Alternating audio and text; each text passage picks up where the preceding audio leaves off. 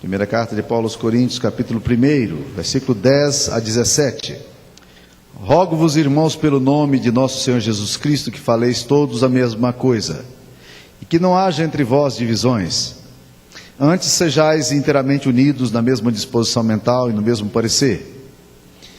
Pois a vosso respeito, meus irmãos, fui informado pelos da casa de Cloé, de que há contendas entre vós. Refiro-me ao fato de cada um de vós dizer: eu sou de Paulo, e eu de Apolo, e eu de Cefas, e eu de Cristo. Acaso Cristo está dividido? Foi Paulo crucificado em favor de vós, ou fostes porventura batizados em nome de Paulo? Dou graças a Deus, porque nenhum de vós batizei, exceto Crispo e Gaio, para que ninguém diga que fostes batizados em meu nome. Batizei também a casa de Estéfanas. Além destes, não me lembro se batizei algum outro. Porque não me enviou Cristo para batizar, mas para pregar o Evangelho, não com sabedoria de palavra, para que não se anule a cruz de Cristo. Com a Bíblia aberta nesse texto que nós estaremos estudando, eu queria considerar o fato de que a carta de Paulo aos Coríntios, como a gente tem estudado já algumas vezes, é uma carta que fala de uma igreja com muitos problemas. Ela estava enfrentando muitas dificuldades, de muitas formas, desde problema moral até a questão doutrinária, divisões no meio da igreja. As coisas na igreja de Corinto não iam muito bem. E uma das coisas que parece que estava acontecendo com aquela igreja é que a igreja estava fragmentada em diversos pequenos grupos ali, pessoas que se formaram em torno de personalidades fortes que existiam na igreja, e isso estava gerando uma série de dificuldades na comunidade. E essa carta aqui foi escrita exatamente para tentar ensinar a igreja como é que a igreja deve viver, para fazer com que a igreja de Cristo possa ser uma igreja abençoada, uma igreja cheia da graça de Deus, onde as pessoas possam viver em comunhão. E esse é um dos grandes desafios da gente também, na nossa vida ainda hoje. Como é que eu posso abençoar a igreja na qual eu estou? Como é que eu posso, com os meus dons, com meus talentos, com o meu tempo, como é que eu posso abençoar essa igreja na qual Deus me colocou? Uma das perguntas que a gente tem que fazer, participando de uma comunidade local, é: como é que eu posso ser bênção nesse lugar aqui? Eu gosto muito de falar para as pessoas, quando elas estão sendo recebidas na igreja, que eu gostaria muito que essa igreja pudesse ser uma bênção na vida delas, e que elas pudessem ser uma bênção na vida da igreja. E eu acho que é isso mesmo, essa caminhada que nós precisamos ter como corpo de Cristo. Nós precisamos, de fato, aprender a fazer isso. Agora, não é fácil, primeiro porque na nossa geração pós-moderna, nós não pensamos muito em conceito de igreja local. A gente, é curioso que a gente tem até a capacidade, por exemplo, de crer numa igreja universal, numa igreja mundial, numa igreja de Cristo, a igreja triunfante, mas às vezes a gente tem muita dificuldade de trazer essas verdades do Evangelho para a minha igreja local. Ou, como alguém disse certa vez, nós somos uma geração que gostamos de crer, mas nós não gostamos de pertencer a ninguém. Nós não gostamos de pertencer a uma instituição, nós não gostamos de pertencer a um corpo, nós não gostamos de estar vinculado, porque isso significa dar relatório, prestar contabilidade. E eu não quero ninguém, esse conceito do individualismo tão forte, eu não quero que ninguém venha me questionar sobre qualquer coisa que eu estou fazendo. Então nós criamos, a comunidade, principalmente essa comunidade do século XXI, ela tem a facilidade de se tornar uma comunidade de crentes, mas não de pessoas que pertençam a alguma coisa. E isso traz sérios problemas, porque na primeira carta de Paulo aos Coríntios, nessa mesma carta que nós lemos hoje no início do nosso culto, o apóstolo Paulo fala que em Cristo, todos nós fomos batizados em um corpo. Ou seja, nós, quando aceitamos Jesus no nosso coração, uma das coisas que Jesus faz é nos inserir numa comunidade local, tangível, visível. Você é chamado por Deus para servir numa comunidade. Como a nossa geração não gosta muito dessa coisa de um vínculo de pertencimento, o que acontece é que nós nos tornamos muitas vezes pessoas que não estamos vinculados a nada. O C.S. Lewis, no livro dele Cartas do Coisa Ruim, um livro muito sugestivo, em que ele fala de um velho diabo ensinando ao diabo novo a arte da tentação. O diabo novo, o pé de cabra, está muito preocupado e escreve por Coisa Ruim, que é o tio dele, o demônio, o outro demônio, né? Dizendo assim: meu caro pé de cabra, eu estou muito preocupado porque aquelas pessoas que estão se convertendo a Jesus, elas estão indo para a igreja, e eu não queria que elas frequentassem as igrejas. E aí então o coisa ruim, responde ao pé de cabra ao seu sobrinho dizendo o seguinte: não se preocupe com isso. Ensine essas pessoas a irem em várias igrejas, a participar de muitos cultos. Só não ensine essas pessoas, não permita que elas se tornem vinculadas a nenhuma dessas comunidades. Por quê? Porque quando essas pessoas se tornam vinculadas a essa comunidade, elas começam a ajudar essa comunidade.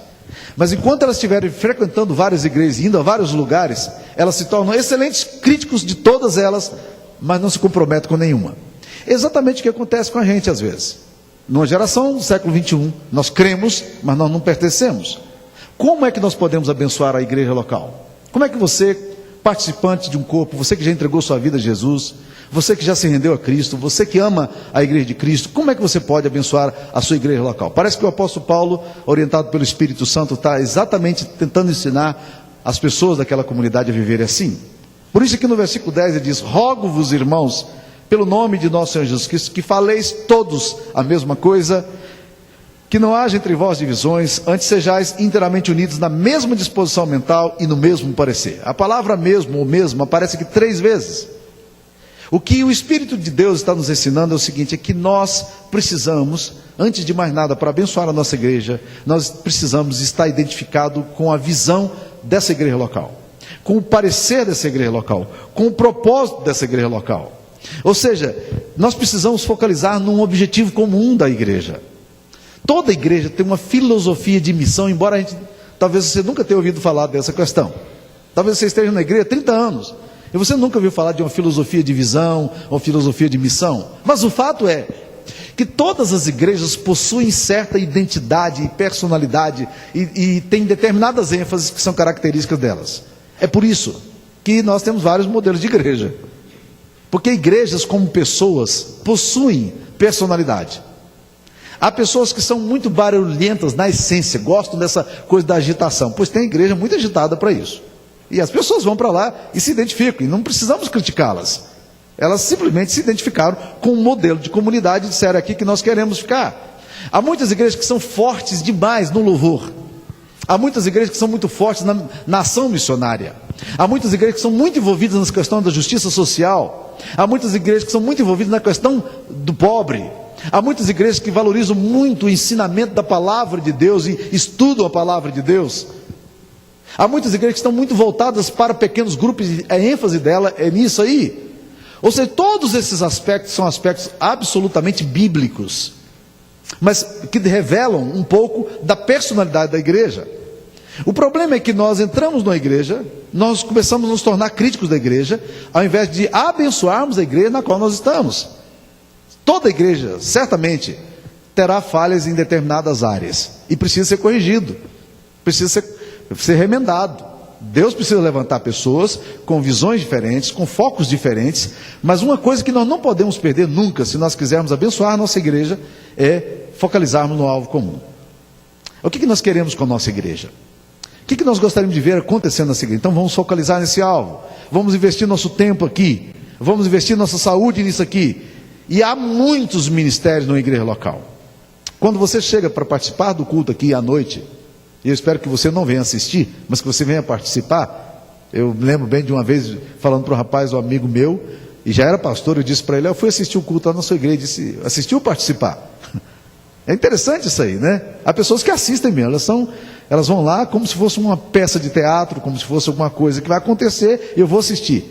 Mas o convite para você é para você participar da sua comunidade, para você vir para essa comunidade, para se envolver nela e abençoar. E as opções dentro do trabalho pastoral, ministérios na igreja, são quase infinitos. Antes de você chegar aqui, uma série de pessoas já veio aqui, 6 horas já tinha gente aqui nessa igreja trabalhando para que esse culto de adoração a Deus pudesse acontecer.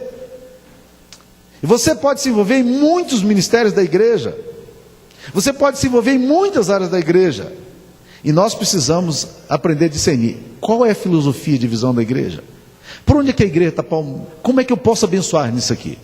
A igreja está indo nessa direção, ótimo. A igreja está dando ênfase em pequenos grupos. Como é que eu posso ajudar nisso aqui?